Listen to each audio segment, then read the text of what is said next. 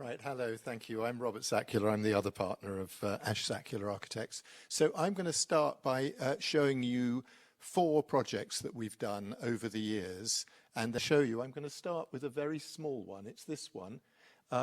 And I thought it was interesting to talk about, firstly, because it's got lots of the things that we're interested in architecture, sustainability, a kind of an approach to materiality, a way of thinking about how the building is going to be lived in. And it also happens to be quite close to here. It's just a little bit further down the A3 at Borden, which is near Petersfield. So it was a competition held about, I guess it was about 12, 15 years ago, by the township of Whitehill Borden. And they asked us to design on a very tight site 3 prototype houses, or at least they didn't say 3, they said as many as you can fit in, but 3 seemed to be the number, which would be for social rent, and which would be exemplars for the kind of building that they wanted in their town, which at that time was designated an eco-town. So it had to be very green. And these houses that we built are virtually zero carbon, zero energy. But more than that, they have cues in them which if you like, kind of prompt people to live in a kind of ecological way and to make ecological choices rather than otherwise. You can see they're very simple houses. They're sort of cubic in form, and then the roof tips up to the south so that we can put some photovoltaics on the roof and get some free electricity. And what they've also got is that as well as this highly insulated cubical form, which is a very compact form which you can pack a lot of insulation into.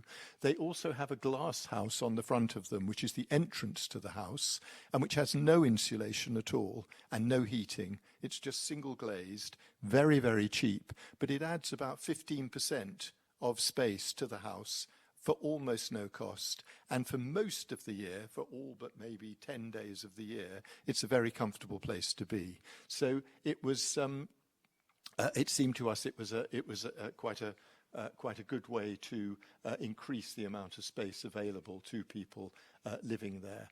And one of the reasons I think why we won the competition is because we thought a lot about how people were going to live in these houses. And we did drawings like this, which illustrated the kind of the life lived in them. So, for example, here it's a very simple house.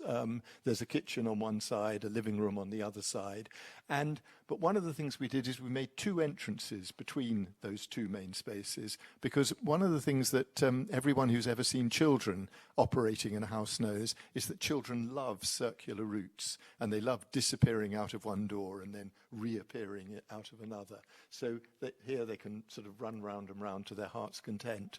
But we also tried to think about how these rooms could be more than just the single use that they are. They're not just living, they're also their homework, their television, they're talking, they're smoking, they're listening to music, whatever it is that people do. And you can also see up at the top here, oops, sorry, I'm pressing the wrong one.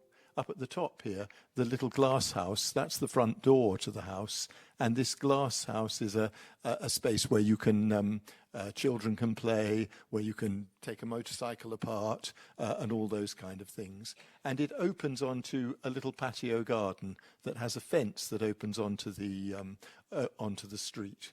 And alongside the front door, you also have a storage space here where you can park bicycles, put tools in, and that kind of thing. So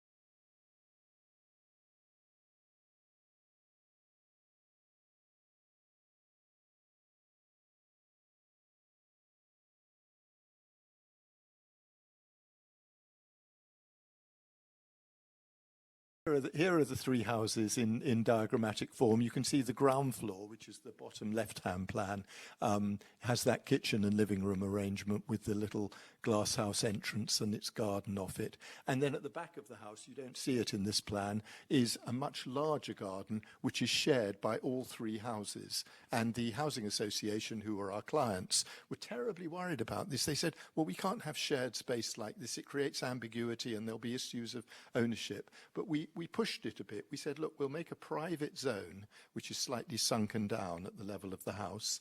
And then you can rise up from that and have a much larger garden that all the houses can share. And it's worked perfectly ever since. So we're really pleased about that.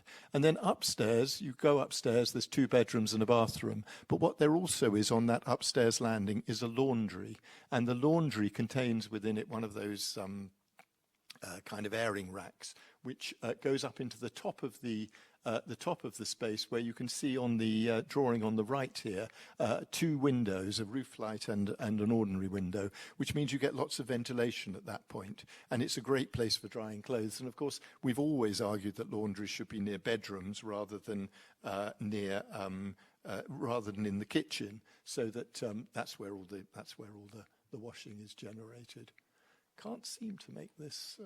Let's try again. Oh, there we go.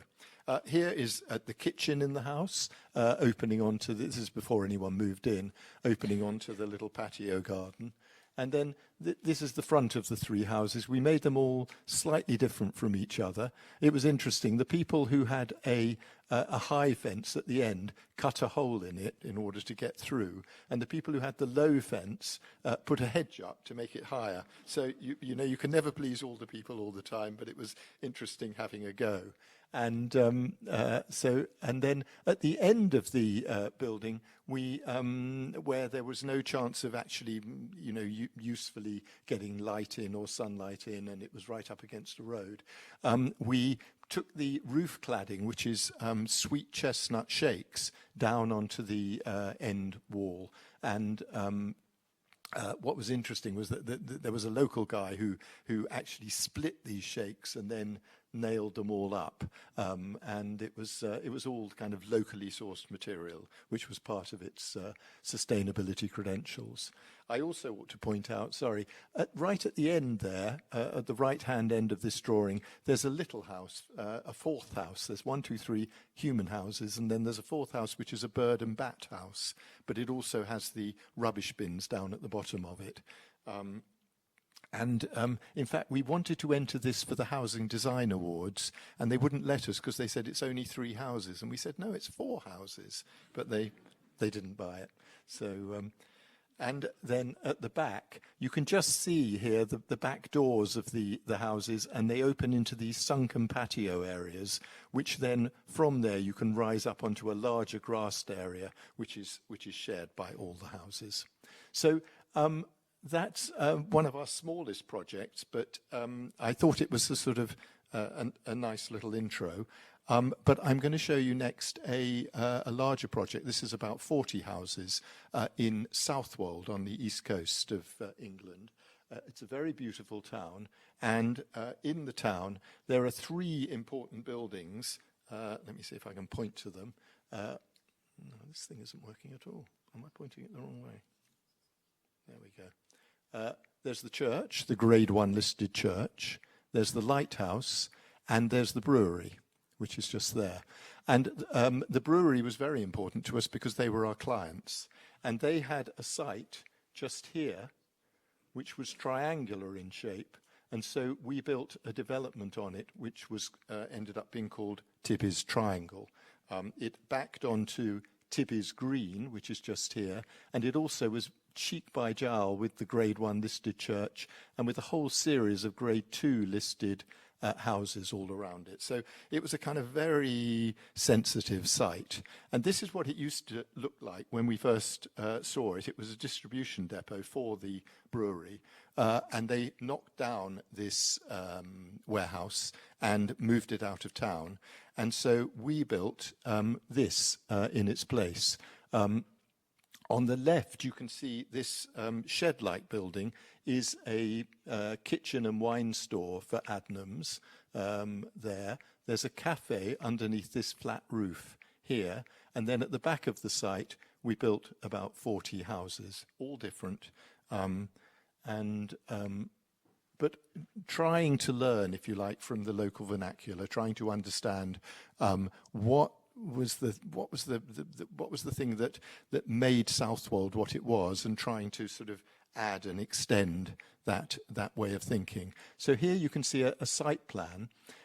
We took a road through from the high street is over on the right here, and we took a road all the way through to field-style road at the back, which had never existed before. Before, you had to go all the way around, somewhere around here, and then come back round. So this was a very nice shortcut for people, and it means that the place is kind of very, the public realm is busy and buzzy and so on. And we also made a series of little footpaths running through the place as well. In the centre, we made a square, which opens from the shop, from the cafe, and from these houses at the front.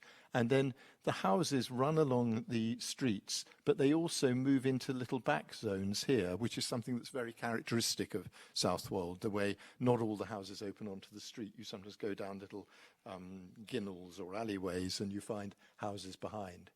The other thing I'd like to just point out is that some of the houses have got an A in front of their numbers. They are affordable houses. A third of these houses were affordable.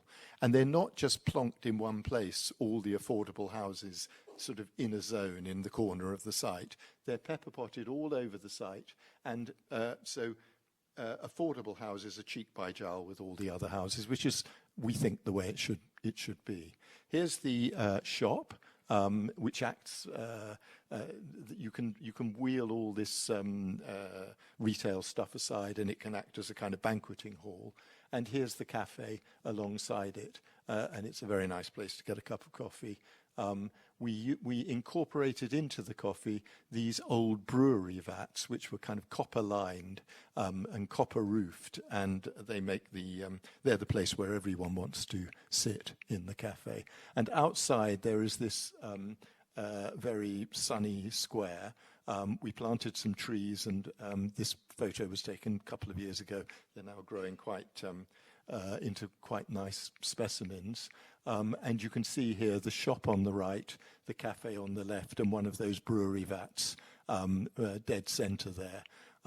We don't like the colour of the umbrellas, but what can you do? And then at the back of the house, at the back of the site, we built the different houses, and it's quite complicated because all of them were different from each other. But I'll just talk about this terrace, I think, as an example of the way that we were thinking about it. This terrace essentially has got 5 or 6 identical homes. But what we did is we deliberately slightly altered them. We made some of them a brick or two wider than others. We made some of them a brick or two higher than others, so that the terrace takes on a kind of a much more organic, humpbacked kind of appearance, rather than just being plonk, plonk, plonk, plonk. And if you look along the line of the terrace, you'll see that the windows also do a little dance as they go up and down, depending on how high the floor-to-floor heights are of the different houses. We made one of them. We painted them white, but we left one of them brick. And on the east, which is the seaward-facing gable end, we painted it black, which was a local vernacular, because the kind of wet east wind used to drench the old cottages in Southwold, and so they used ship's tar to kind of try to seal them up against the water. And so we just copied that vernacular and put a few, not very many, but a few black walls in our scheme, which kind of give them a nice Southwoldy character. The other thing I should say is that the chimney pots are there are no fireplaces in these houses because they're very sustainable houses. They've got mechanical ventilation with heat recovery. They're very well sealed. They're very well insulated, and so on. But the chimneys are functional. They contain the vents for the MHVR and for the boiler and for the tumbler dryer, and they also seem to provide quite a nice perch for seagulls as well. So I'm going to move now to a different project, a very different site, a very run-down ex-industrial valley to the east of Newcastle upon Tyne, which had gone that sort of Thatcher kind of dreadful dissolution after all the industry went to Asia and so on, and which had never really been a place where anyone had ever lived. So you can see this is our site on the red dotted line, and it is on a little river called the River Ouseburn, which you can see curling up through the photograph here. And the big area of water at the bottom of the photograph is the River Tyne, and Newcastle city centre is off to the left, about half a mile or so. So this is what it looked like when we first went there. There's an ugly red tin carpet warehouse in the background. There was a burnt-out toffee factory on the left-hand side, on the other bank from our site, which had been a Maynard's toffee factory. And on the right-hand bank, which is our site, there was this thing called the ice factory, where they used to make ice for frozen food and things like that, I think. By the time this photograph was taken, the ice factory had gone, but you can get a sort of sense of the site here a little bit. You can see the river curving round. You can see also that it's a very steep, or maybe you can't quite see, but it is a very steeply sloping site, so that the top corner of the site is about 8 meters, 25 feet higher than the bottom of it. I've got some little message coming up on my thing here. There we go. And now it's doing this thing again. What have I? That. Okay. Now, what was interesting about this site? Sorry, I'll just go back to no, I won't. I think I'll have an easy life. What was interesting about this site is that the development of it had been proposed in a number of planning applications before we ever arrived there. And this is the sort of thing that was being proposed for the site. It was sort of 5-6-story blocks of flats. It was fairly dense. There was lots of car parks in the middle of it. And it was pretty generic, pretty boring, pretty ugly, to my eye anyway. Thank you. And I'm back again? Yes. Yeah. Did that for you? Yeah, thank you. So we didn't want to do that, but we were required by our clients to get the sort of density that these people who had designed these flats had done. But we said, we don't want to build blocks of flats and car parks and little garden and little sort of bits of grass that no one ever used. What we want to do is build houses and streets and maybe a little square or two. And this is what we did. And the crucial point I want to make here is that we created as many housing units doing it this way as by building blocks of flats. Now, one of the things about houses is that a lot of people can't actually occupy a whole house anymore because houses are sort of too big for them. So many of these houses, if you look quite carefully, you'll see some of them haven't got one front door, they've got 2 front doors. And this was following a vernacular up in Newcastle, which is called the Tyneside flat, because in the 19th and early 20th century, builders were building houses, but they couldn't sell them because people couldn't afford to buy a whole house. So that they ended up, not converting them, but they ended up building rows of terraced houses, but that each terraced house has got 2 front doors, and one of them leads in, and then it goes out to the garden. But the other one leads to a staircase which takes you up to the first floor, and you live on the first floor, and then you go down another staircase to the garden because the privy was at the back of the garden, but that's something else. We didn't do it that way, but what we did is we created a sort of syncopated roofline where we alternated 4-story houses, 4-story stacked duplexes with 2 front doors, with 3-story townhouses with 1 front door. So The stacked duplexes have, if you like, 2 living units, and then the townhouses are just, as it were, like ordinary terraced houses. We also, though, did a couple of other things. We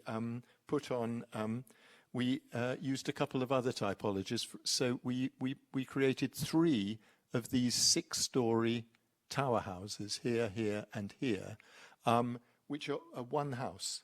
And the way they work is that the ground floor is quite large. It's a bit like a kind of a Californian bungalow, I suppose. And then out of that rises a tower, which has 1 bedroom on each floor and sometimes a little bathroom on each floor. And our clients were kind of very, suspicious of these. They were a bit worried about them. But of course, they were the most popular ones on the site, and they were the ones that sold first. In fact, this whole project, every single unit on this project, there weren't any affordable housing because we had to rebuild the quay wall, and so that the city council let us off building any affordable housing. I say us, our clients. But so all the houses sold before completion, and they were sold for a higher value than they were expecting, which was surprising to them, because they thought this was a place that they were going to have to struggle to sell houses in. But I think it worked quite well. This one. So here you can see, down at the bottom right of this photograph, you can see these 5 fingers of housing stretching down towards the river. You can sort of get a slight sense of the steepness of the slope here as well, I think, going down into the valley.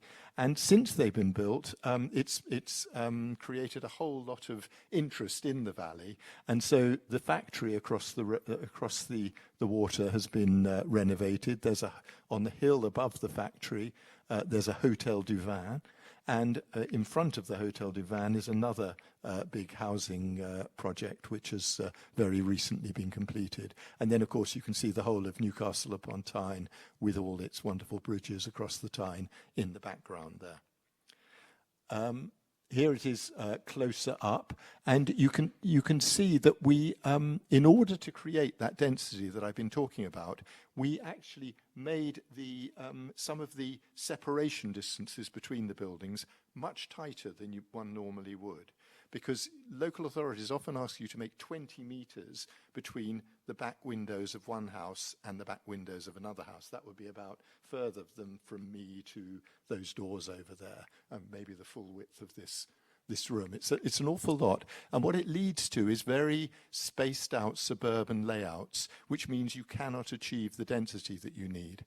But we knew, actually from our own experience, that it's possible to live in a much closer proximity with your neighbours than that, and still maintain privacy and not have any sense of overlooking, simply by placing windows in different ways and making sure that that you've thought very hard about how that neighbourhood, how that neighbourliness operates.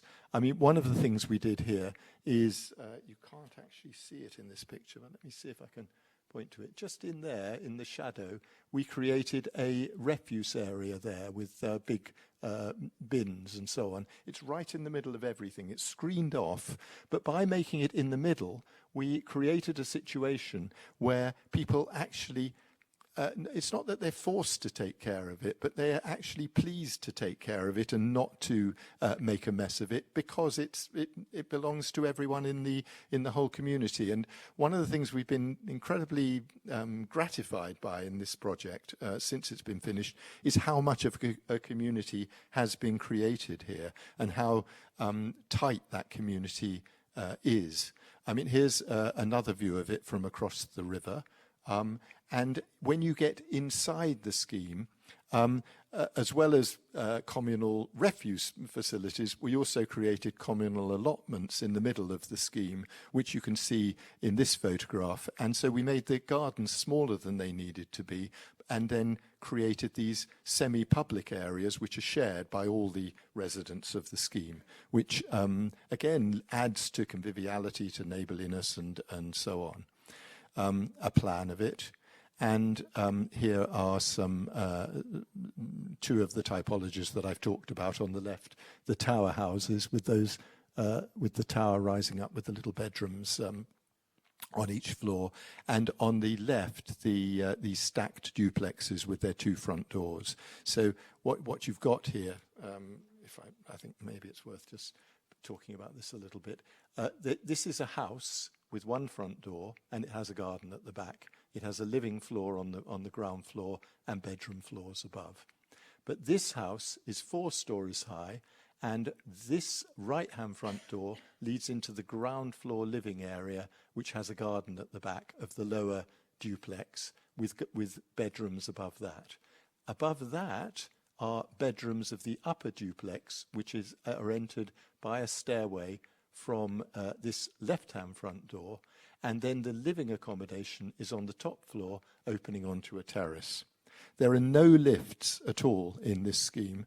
You use stairs, and we think that's very good for health and for well-being and so on. But we nevertheless created, most of the houses had facilities which enabled disabled people to visit and that kind of thing. You can see a little bit of the context of the scheme here, this strange old school up on the hill behind it. And as well as being architects for this scheme, we were also landscape architects for both the hard and soft landscaping, which you can see here. There it is, and another view there. Now, when we finished this scheme, we had established quite close relationships with some of the people who were moving in by this time, but we wanted to do some sort of post-occupancy evaluation, but we didn't want to go around with a clipboard and do checklists, how's the boiler working, how's this working, and so on. And so we did it in a less formal way, and we just basically talked to them about what they liked about the place, what they didn't like about the place, and we then made a website about this, which is still up. You can have a look at it. It's called People of the Mailings, and it's online. So, you know, this is a typical family who had moved in and they liked it. But my favourite folk were these people who said the house stopped us arguing. Which, so, you know, the things one can achieve as an architect, that's fantastic. So, the last project I'm going to talk about is in Lewes in Sussex. It's a project called the Phoenix. It's as you were told before, that it's 650 houses. I think it may be actually slightly more than that. And we have done we have just received detailed planning permission for the first phase of it. So whereas the whole thing has an outline planning permission, we have a detailed planning permission for the first 45 homes.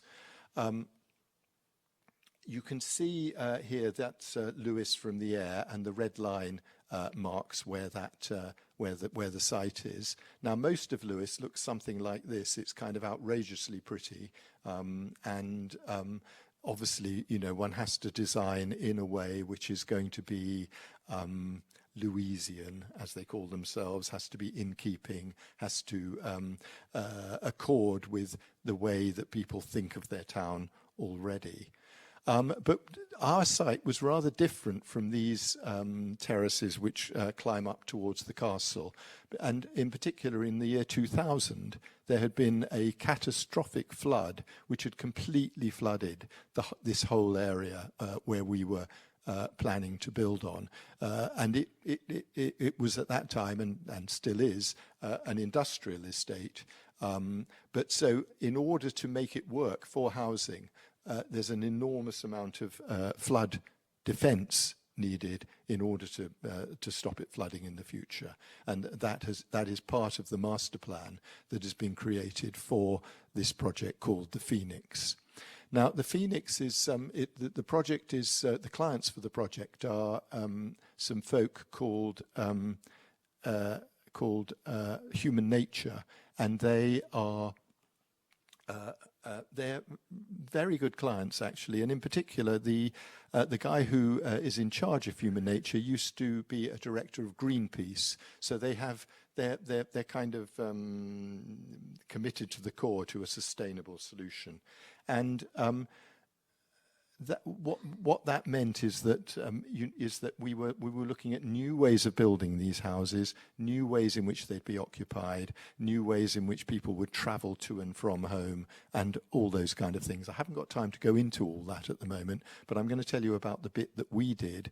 So here you can see the whole master plan with Lewes in the background, the whole master plan in the background, and our little piece, which is called Jacob's Square, in the foreground here.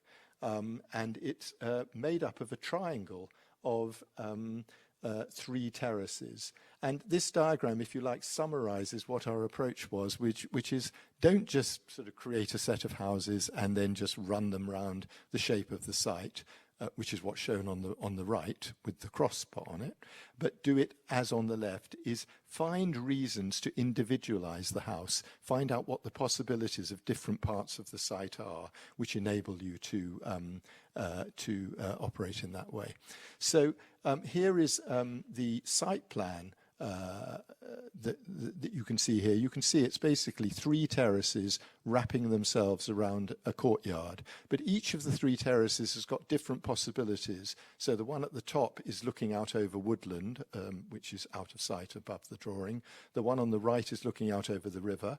And the one at the bottom is actually facing a narrow mews, which will eventually have more development on the other side of it. So there are 3 different situations there that we were designing for, and this is in more close up sort of how we did it. We're using for a lot of the houses, they're not all the same, but for a lot of them we're using the stacked duplex typology that we had developed at the mailings up in Newcastle. With these duplexes, one above each other. Again, this is a project with, there's actually 1 lift in the scheme because there is a little block of flats at the entrance to it, but most of the houses have no lifts. And this shows the elevation of the terrace, which is facing onto the Pells, which is this lovely woodland area. You can see at the bottom of these of the top elevation, the very considerable flood wall that's needed to keep the water out. But we're wrapping it with vegetation and gardens and things like that and trying to make it work. And then on the bottom drawing, you can also see the rain garden that we're putting in the middle of the courtyard, which also deals with flood. And these show different aspects of the other terraces there. We've been looking at materials very carefully, using local materials like flint, like plain tiles, but combining it with newer materials, green roofs, high performance windows, and so on. And we've also been looking at whether we could pattern 1 or 2 facades in the scheme. This is as you approach the scheme along the road. And we've taken 1 or 2 of the significant facades of the scheme, and we're just using a kind of lime wash in 2 or more colours on some of the most important elevations of it to bring out the qualities of it. Again, here, a couple of the facades are painted. At the point where this little footbridge comes over this and meets the site, we've made a kind of almost like a gateway building, which we've called the Bridge House, which is higher than all the rest of the scheme. And in the courtyard, you can see the kind of, again, we're aiming for this very convivial space where people can start inhabiting and occupying the thresholds of their houses, and where we can vertically green houses, and where although we need this flood defense kind of rain garden in the middle of the space, we can still make it a very attractive place to sit and to play and to talk and so on. As well as that, we've created a little room for a garden club and a really super-duper bike store, which is also a kind of bike repair shop and is more than just a place for plonking bikes, but it's again a prompt for conviviality. So I'm going to stop there. This is here it is in the night time. It's a very sensitive piece of woodland on one side of it, and we're showing in this drawing the way in which shutters and very careful lighting mean that bats and birds won't be too disturbed by this new development. So I'll stop there, and I'm going to hand over to Canny. I might use that other little phone.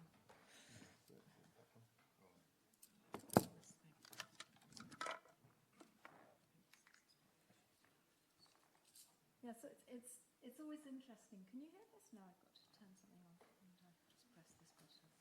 I'll just press it.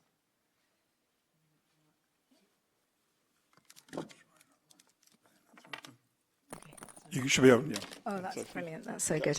Okay. It's always really interesting to hear your partner talk about projects, because you're thinking, why is he talking about that? And why isn't he talking about this? And we've been working together like 40 years, and I think the practice is the way it is because we're very different characters, and we've got lots of things to discuss.